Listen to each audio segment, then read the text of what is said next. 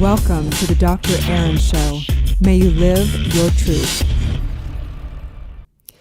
Good morning from Los Angeles, California. We come together each morning to know the truth, live on spiritual principle, and align with universal law. So I want to start with a story. I remember years back, I was at this beautiful party. It was at this semi-mansion, and everyone was decked out in formal gowns, and there was music, people were dancing, there was a red carpet. It was the place to be, if you will. And I remember kind of standing in a corner for a little bit. I was, of course, with friends there and stuff, but I was kind of had a moment to myself, and I just felt like I don't belong here. And I felt like something must be wrong with me. And I also felt like I just am not enjoying myself. What's wrong with me? And maybe it's because I'm not a big drinker. That's part of it. But it just wasn't my truth. You know what I mean? And so I remember going home that evening and crying. I remember thinking, I must just be different. Something's wrong with me. Why can I not enjoy myself at a beautiful, beautiful party like that?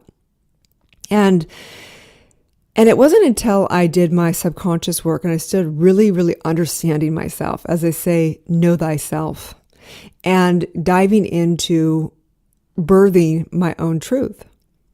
And after coming through the gates and understanding birthing my truth, I looked back on that moment and I realized that, of course, I can enjoy myself at a party like that.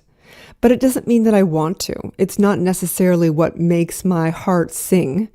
I love parties like that. They're beautiful, and I go to red carpets all the time when I feel like there's a purpose and intention, maybe supporting a nonprofit or doing something. But for me, I don't really generally like parties like that just because I love deeper conversation. I love transformation. I love all these things. And generally at parties like that, it's harder to connect. I mean, that's why generally people drink at parties like that. And there's nothing wrong with that. It's just not my truth. And so I stopped beating myself up and I began to understand what I like and what I don't like, and not having to try and fit in with whatever the culture has told me that I should like. So today I want to talk to you about living your truth. What does it mean to live your truth? You know, this is something we hear all the time. It's been a tagline of mine for years. I've got bracelets with it, on it. And so I want to talk about what is your truth and how do you birth your truth? So I think it's a really fascinating conversation. So in subconscious work, there is basically what you could call a transformational triangle, because I've been really doing subconscious work for years, and there's so many different processes. It's based on Greek oracle processes, Socrates method, all kinds of things. But I started getting clear of what is it that we're really doing here? What is it that we're truly doing in subconscious work? And you could call it transformational triangle. So number one, what we're doing is we're birthing your true identity, right? You can't live your truth if you don't know your true identity, right? So birthing your truth is all about processes like traumatic incidences and running them out and realizing the limiting beliefs you've told about yourself and about life and everything else. It's really about restoring your true identity, that powerful, all-knowing, free will being that you are, the I am factor. And so you're birthing your true identity. That's the first thing. The second thing we're doing in subconscious work is we're birthing your specific truth. And what does that mean? We're getting clear of what your ideal scenes are, what your deal breakers are, what your must-haves are. We're birthing things in relationship. For example, every relationship is the opportunity to discover more and more about yourself. You get to understand what works for you, what doesn't work for you, what you prefer, and what your passions are. And so this is really about birthing your truth. What is true for you is true, right? There's ultimate truths and relative truths. Ultimate truths are like the physics of the universe, the truth that we're immortal, the truth that we're not these bodies. The relative truth is what's true for you and your perspective. As Einstein said, that when you look through a specific, spectrum, the whole universe is going to look like a specific thing for you, versus from another perspective, it's going to look at it, you're going to see it and view it from another perspective. It's relative, right? So birthing your truth is understanding what works for you, what you're passionate about, what all those things are, okay? So that's number two, really birthing that truth so that you can powerfully live in all areas of your life. We're taking back our power that we handed over to money, taking back our power that we handed over to relationships, taking back our power that we handed over to food, and so on and so forth. So that's birthing your truth, okay? The third thing we do in subconscious work is basically birthing your purpose. And this is one of the most fascinating things about subconscious work. Through birthing your purpose, what we do is we take all the suffering that you've had, all the times in this lifetime and all past lifetimes, and we basically birth your purpose. You have something to complete in this lifetime, something that you have been going through and your ancestors have gone through and you've gone through in your past lives that is having you desire to fulfill something, to complete something, to be a voice for something, to be a movement, to leave a legacy behind. And so this is really the transformational triangle of birthing your truth. And so what does it mean for you to live your truth? And so it's such an interesting conversation because the truth is that each person has their unique truth. What's true for you is not true for one other human being on this planet. And that is the gap. It can be a source of arguments in relationship. It can be a gap for different viewpoints for politics and all kinds of things. But the reality is how do you live your truth and have it work and then also not make other people wrong? That's really the spiritual practice, right? So just knowing this and coming together, we come together as a community, and as we're launching this community, online and offline, I'm so excited because it really is what I needed, looking back again, years back when I was at that party. And I just remember feeling alone and feeling like something's wrong with me. And I knew intuitively that there were events that worked for me that would have me walking out of the event where I felt so fulfilled at a soul level. I knew it, like intuitively I knew, and I didn't know where they were or what they were exactly, but I knew that it existed. And so years later, going through so many things and going to really cool different spiritual events and different transformational programs and seminars and workshop, I've loved so many of them. And yet there was something that just wasn't totally right all the way for me. And so we know that whatever we're desiring is desiring us. Whatever we truly desire is what we really need to bring into and birth into this life. And so hence why the Soul Society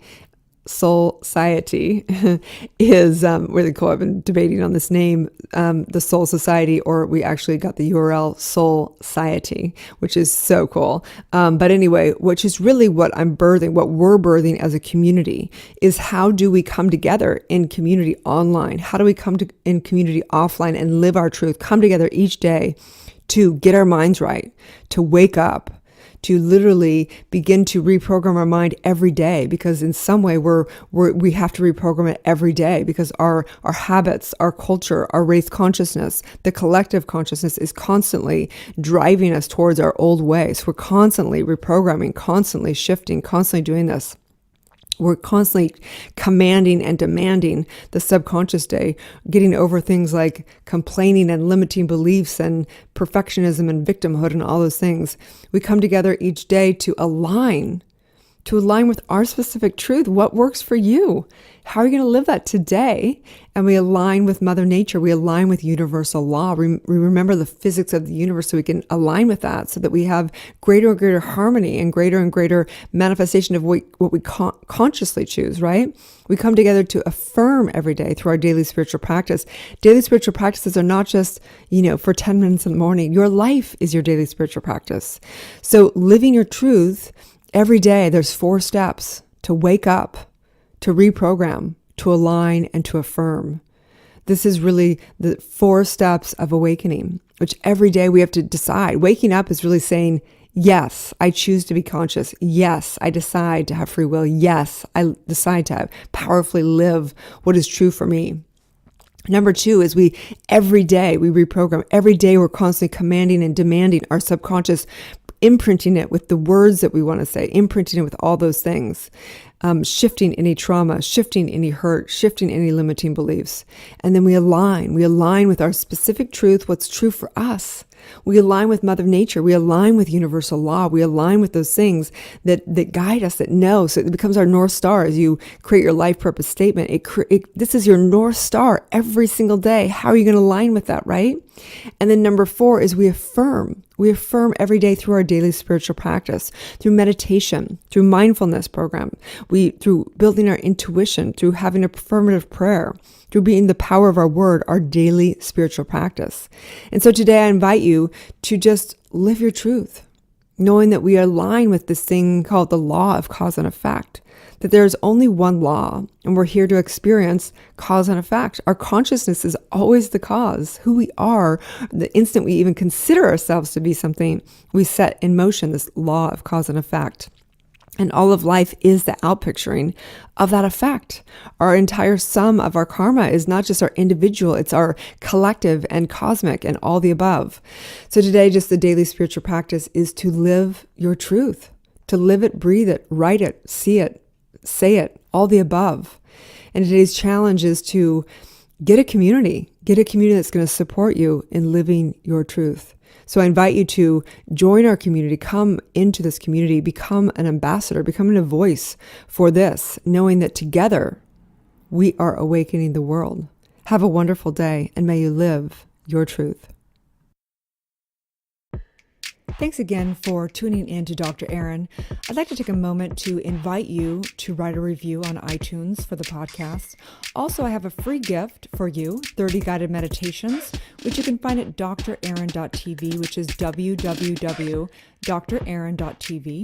Also on there, you can find me daily live with inspiring and positive news and weekly meetups. We also hold quarterly masterminds, very, very powerful programs for you guys. You can also find my free digital masterclass with the purchase of my book, which is the international bestseller, Awakening, which is a 40-day guide to unleashing your spiritual powers, life purpose, and manifesting your dreams. You can find many and more courses at drerin.tv. Have a wonderful day. Thanks again. And may you live your truth.